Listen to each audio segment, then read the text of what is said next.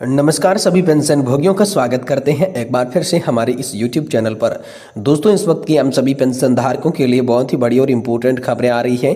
Employ pension scheme 1995 को लेकर बड़ी खबर आम सभी के लिए आ चुकी है। EPS 95 न्यूनतम पेंशन 7,500 रुपये के साथ बैंक इफेक्ट एरियर का करेंगे भुगतान। जी हाँ दोस्तों, EPS 95 पेंशन भोगियों के लिए बड़ी खुशखबरी बताई जा रही है। तो किस तरीके से न्यूनतम पेंशन 7,500 रुपये के साथ बैंक इफेक्ट एरियर का भुगतान किया जाएगा, इसके बारे में दोस्तों आज इस वीडियो के अंदर बात करेंगे। साथ ही साथ बात करेंगे लाखों पेंशनधारकों को मिला शानदार फायदा, पेंशन मिलना होगा अब आसान। तो आखिरकार कर्मचारी भविष्य निधि संगठन की ओर से क्या बड़ा अपडेट आया है। 80 लाख पेंशनधारकों के लिए जबरदस्त खुशखबरी किस तरीके से है और सेंट्रलाइज्ड पेंशन सिस्टम से आप सभी को आखिरकार डबल फायदा किस तरीके से देखने को मिलेगा। सेंट्रलाइज्ड पेंशन सिस्टम को लेकर क्या बड़ी खबर आ रही है, इसके बारे में भी आज की इस वीडियो के अंदर बात करेंगे। और साथ ही साथ दोस्तों बात करेंगे EPS पेंशन को लेकर अगले बड़े अपडेट की। कर्मचारी भविष्य निधि संगठन की EPS 95 पेंशन पर सरकार का ताजा बयान, क्या ये आपके लिए हो सकता है फायदेमंद। तो आखिरकार EPS 95 पेंशन को लेकर सरकार ने कौन सा ताजा बयान जारी किया है, क्या ये पेंशनधारकों के लिए किस तरीके से फायदेमंद साबित हो सकता है, इसके बारे में भी आज की इस वीडियो के अंदर बात करेंगे। इसलिए हम सभी से निवेदन करते हैं कि दोस्तों आज की इस वीडियो को आप लास्ट तक देखिएगा और साथ ही हमारे चैनल पर नए हैं तो चैनल को भी सब्सक्राइब जरूर कर दीजिएगा। तो चलिए बिना किसी देरी के EPS पेंशनधारकों के लिए आई आज की प्रमुख 3 बड़ी खबरों को सही सटीक और तथ्यों पर आधारित विस्तार से जान लेते हैं। जिसमें दोस्तों सबसे पहले बड़ी खबर की बात करें तो एम्प्लॉय पेंशन स्कीम 1995 को लेकर बड़ी खबर आ रही है। EPS 95 न्यूनतम पेंशन 7,500 रुपये के साथ बैंक इफेक्ट एरियर का करे भुगतान। जी हाँ दोस्तों, आखिरकार 7,500 रुपये की पेंशन के साथ बैंक इफेक्ट एरियर का भुगतान कैसे होगा, चलिए इसके बारे में पूरी खबर को जानते हैं। देश के लाखों पेंशन भोगी कर्मचारी लंबे समय से अपनी न्यूनतम पेंशन बढ़ाने की मांग कर रहे हैं। एम्प्लॉय पेंशन स्कीम 1995 के तहत पेंशनधारकों को मात्र 1,000 रुपये प्रति माह न्यूनतम पेंशन मिल रही है, जो मौजूद महंगाई को देखते हुए बेहद कम है। इसलिए EPS 95 पेंशनधारकों ने सरकार से 7,500 रुपये न्यूनतम मासिक पेंशन और बैंक इफेक्ट एरियर के भुगतान की मांग की है।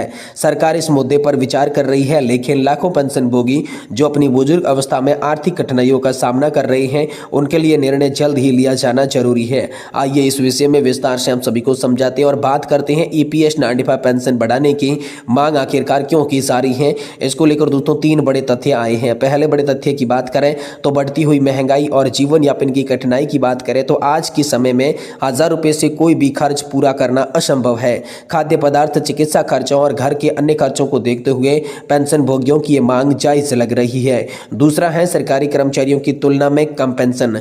यदि हम सरकारी पेंशनधारकों को देखें तो उन्हें हर महीने 30,000 से 50,000 रुपये तक की पेंशन मिलती है। ऐसे में EPS 95 के पेंशनधारकों को मात्र 1,000 रुपये की पेंशन उनके साथ ये अन्याय बताया जा रहा है। और तीसरा है न्यायालयों के आदेशों के बावजूद समाधान नहीं निकलना। सुप्रीम कोर्ट और हाई कोर्ट ने कई बार सरकार से पेंशन बढ़ाने के लिए कह चुके हैं। कोर्ट ने हायर पेंशन के विकल्प को लागू करने का निर्देश दिया था, इसके बावजूद सरकार ने अब तक इसे पूर्ण रूप से लागू नहीं किया है। इसलिए यहाँ पर मांग हो रही है कि बढ़ती हुई महंगाई और जीवन यापन की कठिनाइयां, सरकारी कर्मचारियों की तुलना में कम पेंशन और न्यायालय के आदेशों के बावजूद भी समाधान नहीं हो रहा है, इसलिए ये मांग जरूरी हो जाती है। साथ ही बात करें कि EPS 95 की पेंशन को बढ़ाकर 7,500 रुपये करने की योजना क्या है, तो दोस्तों EPS 95 पेंशन भोगियों के संगठन लगातार ये मांग कर रही है कि न्यूनतम पेंशन को 1,000 रुपये से बढ़ाकर 7,500 रुपये किया जाए।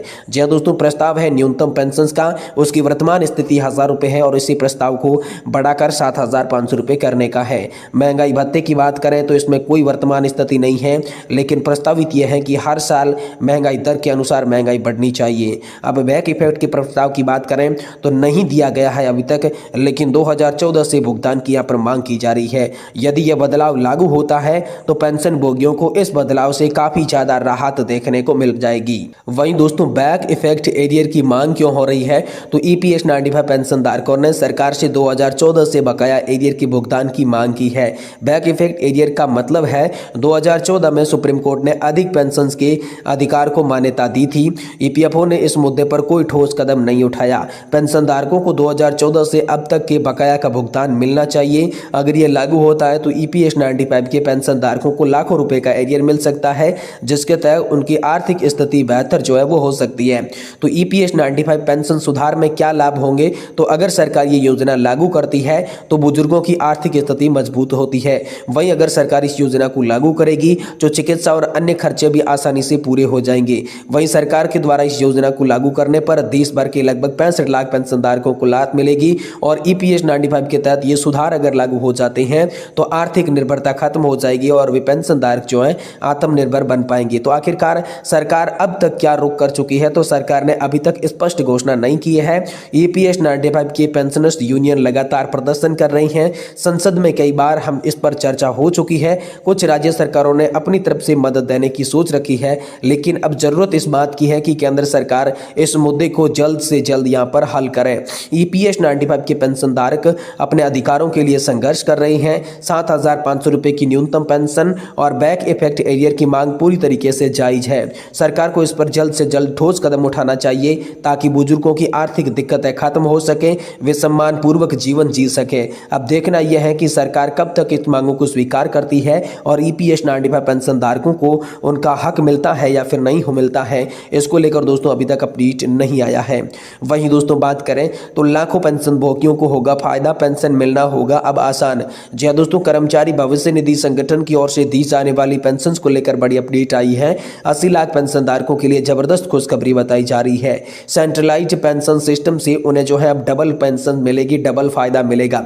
तो किस तरीके से सेंट्रलाइज्ड पेंशन सिस्टम काम करेगा और 80 लाख पेंशन भोगियों को जबरदस्त क्या खुशखबरी मिली है, चलिए इसके बारे में बात करते हैं।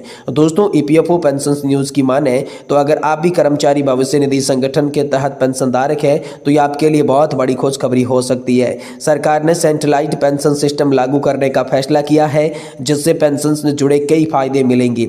इससे न सिर्फ पेंशन भोगियों को आसानी होगी बल्कि उनके पैसे का सही समय पर भुगतान भी सुनिश्चित किया जाएगा। आइए जानते हैं इसके बारे में विस्तार से, नया सिस्टम कैसे काम करेगा और इसका क्या क्या लाभ आपको मिलेगा। देखिए क्या है आखिरकार सेंट्रलाइज्ड पेंशन सिस्टम जो है वो क्या है। तो अब तक पेंशनधारक कई बार अलग अलग रीजनल ईपीएफओ ऑफिस से अपनी पेंशन संबंधी कार्य पूरे करवाने में कठिनाइयों का सामना करना पड़ता था। सेंट्रलाइज्ड पेंशन सिस्टम लागू होने के बाद पूरा सिस्टम डिजिटल और ऑटो मैंडेट हो जाएगा, जिससे प्रक्रिया तेज और पारदर्शी बन जाएगी। पेंशन से जुड़े सभी डेटा को एक ही प्लेटफॉर्म पर लाया जाएगा, ये इसके तहत होने वाला है। पेंशन ट्रांसफर और भुगतान से पहले ज्यादा तेज और सुरक्षित हो जाएंगे। ऑनलाइन सेवाएं ज्यादा आसान हो जाएगी और सुचारू होगी और पेंशन फंड मैनेजमेंट अधिक पारदर्शी हो जाएगा। यह सिस्टम के तहत यहाँ पर प्रावधान रखा गया है। तो ईपीएफओ की ओर से जो न्यूज आ रही है जिसमें सेंट्रलाइज्ड पेंशन सिस्टम के बड़े फायदे क्या है, तो पहला फायदा है बिना देरी के पेंशन भुगतान। पहले पेंशनधारकों को कई बार भुगतान में देरी की समस्या झेलनी पड़ती थी। अब नए सिस्टम से स्वचालित भुगतान प्रणाली लागू होगी, जिससे पेंशन तय समय पर सीधे बैंक खाते में आएगी। दूसरा है एक जगह से पूरे देश में पेंशन की सुविधा। अगर कोई भी पेंशन भोगी एक राज्य से दूसरे राज्य में शिफ्ट हो जाता है तो उनका रीजनल ईपीएफओ ऑफिस बदलने की परेशानी होती है, लेकिन अब किसी भी शहर में जाएं अपनी पेंशन बिना रुकावट के मिल सकती है। यहाँ पर यह सेंट्रलाइज्ड पेंशन सिस्टम का दूसरा बड़ा फायदा है। तीसरा है कम कागजी कार्रवाई और ज्यादा डिजिटल सुविधा। अब पेंशन से जुड़ी सभी सेवाएं ऑनलाइन उपलब्ध होगी, जिससे फॉर्म भरने, वेरिफिकेशन कराने और कागजों का झंझट से छुटकारा मिलेगा। ईपीएफओ पोर्टल का लाइव अपडेट्स की बात करें तो ईपीएफओ ने नए सिस्टम से पेंशनधारक खाते का सिस्टम रियल चेक कर सकेंगे। उन्हें हर महीने पेंशन ट्रांसफर करने की स्थिति का अपडेट मिलेगा, जिससे कोई भी गलती या फिर समस्या होने पर तुरंत सुधारा जाएगा। और पांचवा है हेल्पलाइन और चैट सपोर्ट। नए सिस्टम से ईपीएफओ पेंशनधारकों के लिए डिजिटल हेल्पलाइन और चैट सपोर्ट की सुविधा करेगा, जिससे वे अपनी समस्या का हल तुरंत पा सकेंगे। यानी कि दोस्तों सेंट्रलाइज्ड पेंशन सिस्टम से बिना देरी के पेंशन मिलेगी। एक जगह से दूसरी जगह जाने पर पूरे देश में पेंशन की सुविधा मिलेगी, कम कागजी कार्रवाई होगी और ज्यादा डिजिटल सुविधा मिलेगी। ईपीएफओ पर लाइव अपडेट्स देख सकते हैं। हेल्पलाइन और चैट सपोर्ट के माध्यम से यहाँ पर पेंशन धारकों को आसानी होने वाली है। ये सेंट्रलाइज्ड पेंशन सिस्टम के यहाँ पर मुख्यतः 5 फायदे बताए गए हैं।